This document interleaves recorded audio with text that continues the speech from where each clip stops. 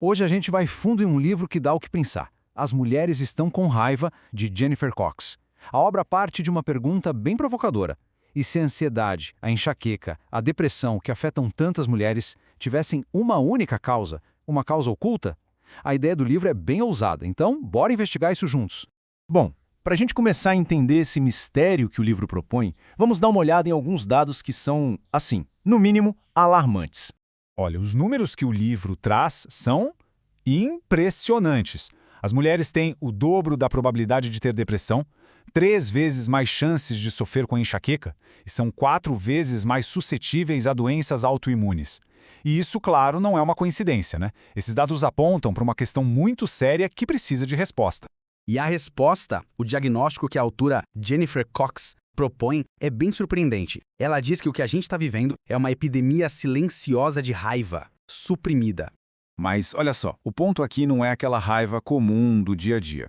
O livro fala de um tipo específico de fúria que, desde muito cedo, as mulheres são ensinadas a engolir, a nem reconhecer que sentem. É uma raiva que não vai embora. Pelo contrário, ela se vira para dentro e começa a consumir o corpo.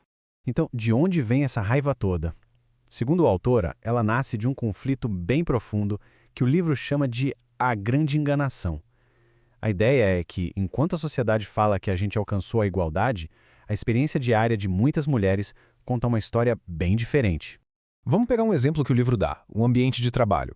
O discurso é todo sobre igualdade, mas a realidade, segundo os dados, é que mais da metade das mulheres já sofreu algum tipo de discriminação durante a gravidez ou na volta da licença maternidade. É essa diferença, sabe, entre o que se fala e o que se vive, que é apontada como uma fonte constante de frustração. Ok, mas e a ciência por trás disso? Como é que uma emoção vira uma doença física de verdade? O livro detalha esse processo de um jeito bem interessante. O que o livro descreve é basicamente uma reação em cadeia. A raiva que não é colocada para fora ativa a resposta de luta ou fuga do corpo, liberando hormônios de estresse como o cortisol e a adrenalina. Quando isso acontece o tempo todo, isso leva a uma inflamação crônica, sabe, de baixo grau, mas constante. E é aí que mora o perigo, porque essa inflamação é o estopim para um monte de doenças. Então, o ponto central é esse. A inflamação, que deveria ser algo temporário para curar, acaba virando um estado permanente de ataque. É como se o corpo começasse a lutar contra si mesmo, sem parar, dia após dia. E essa batalha interna, ela não fica escondida, não. Ela aparece no corpo todo. O livro mostra como essa raiva guardada pode afetar o coração, causando hipertensão, o sistema digestivo, com a síndrome do intestino irritável, e pode aparecer até nos músculos, como dor crônica, ou na pele, como eczema. É o corpo realmente guarda as contas.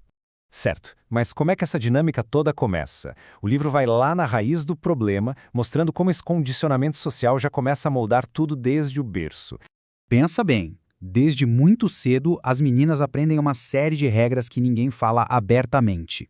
Seja boazinha, coloque os outros em primeiro lugar, não diga não. Esse manual da boa menina ensina a ignorar as próprias necessidades e principalmente a raiva, que é pintada como uma coisa feia, inadequada para uma menina.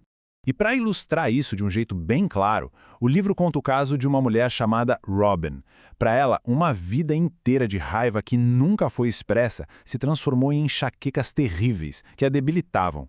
A história da Robin é, nossa, muito forte. Ela percebeu que as enxaquecas eram, na verdade, a manifestação física de décadas de raiva. Raiva por ter nascido mulher, o que não era o que a família queria, e por ter sido empurrada para o papel de cuidadora de todo mundo desde pequena. A dor de cabeça, no fim das contas, era o grito que ela nunca conseguiu dar.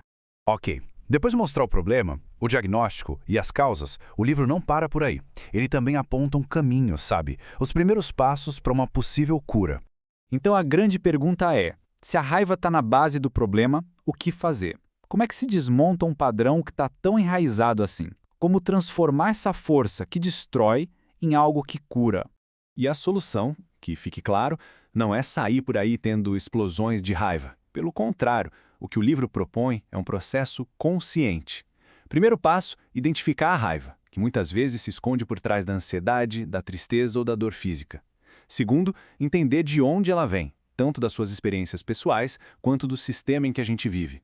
E por último, o passo talvez mais importante, aprender a dar voz a essa raiva de um jeito seguro e construtivo. No fim das contas, a mensagem do livro é um verdadeiro chamado à ação. Uma convocação para que as mulheres parem de deixar que seus corpos virem depósito para tudo aquilo que a sociedade não consegue resolver. E fica a reflexão do livro. Se o corpo está gritando, talvez seja a hora de, finalmente, a gente aprender a escutar.